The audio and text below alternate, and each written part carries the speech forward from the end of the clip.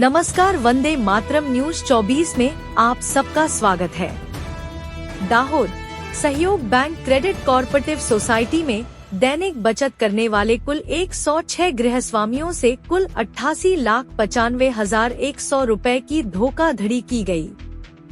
दाहोद में सहयोग bank cooperative credit society bank की महिला एजेंट द्वारा किए गए गबन के अपराध में पिछले 3 माह से फरार चल रहे आरोपी को दाहोद टाउन डिवीजन पुलिस ने गिरफ्तार कर लिया। जानकारी के मुताबिक दाहोद टाउन एक डिवीजन पोस्ट ऑफिस है। क्षेत्र में सहायता कंपनी जयमालाबेन बाबूलाल अग्रवाल निवासी 406 अक्षर टावर एक मंडावव रोड दाहोदाना सोसाइटी में दैनिक बचत धन संग्रह एजेंट के रूप में कार्यरत थे और वह वर्ष 2014 से 14 नवंबर 2014 से 6:11:00 बजे से 17 नवंबर 2023 तक कार्यरत थे।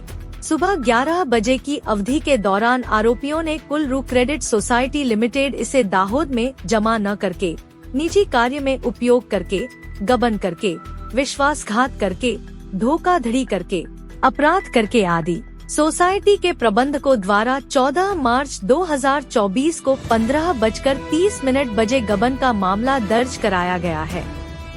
अपराध को अंजाम देने के बाद गबन करने वाली आरोपी जयमालाबेन बाबूलाल अग्रवाल फरार थी और पुलिस की पकड़ से दूर थी तथा दिनांक 06/2024 को आरोपी जयमालाबेन बाबूलाल अग्रवाल को मंडावव रोड दाहोद से गिरफ्तार कर पुलिस निरीक्षक डी पढ़ियार द्वारा अपराध की जांच की जा रही थी। उनका बेटा धवल भाई पुत्र सुनील कुमार अग्रवाल भी दैनिक बचत बैंकरों के पास रुपए इकट्ठा करने के लिए जाते। बनाव हकीकत ए प्रकारनी छे के आश्रे 2.5 मास पहला दाहोदमां आवेली सहयोग कोऑपरेटिव सोसायटीमांथी जयमालाबेन बाबूलाल अग्रवाल नामना व्यक्ति के जे ત્યાં નોકરી કરતા હતા, એમણે અલગ અલગ લોકો પાસેથી 88,95,000 જેટલી રકમ મેળવી બેંકમાં જમા નહીં કરી અને બેંકમાં સાથે ફ્રોડ કર્યું હોય એ પ્રકારની એક કમ્પ્લેન મળી હતી।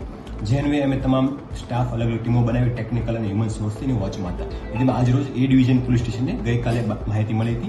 એના આધારે જયમાલાબેનની ધરપકડ હાલમાં થઈ ગઈ છે અને એમના રિમાન્ડ માંગીને હાલ કાર્યવાહી હાલ ચાલુમાં છે। આ બાબતે હું આપના માધ્યમથી લોકોને તાકીદ કરવા માંગુ છું કે જ્યારે પણ બેંક સાથે કોઓપરેટિવ સોસાયટી સાથે નાણાકીય લેવડ દેવડનો વ્યવહાર થતો હોય ત્યારે એન્શ્યોર કરે કે પોતે જે નાણાં જમા કરાવે છે એમને એની પૂરતી રસીદ મળે। કોઈ ભરોસામાં રહીને વ્યક્તિગત ધોરણે કોઈ નાણાં ના આપે।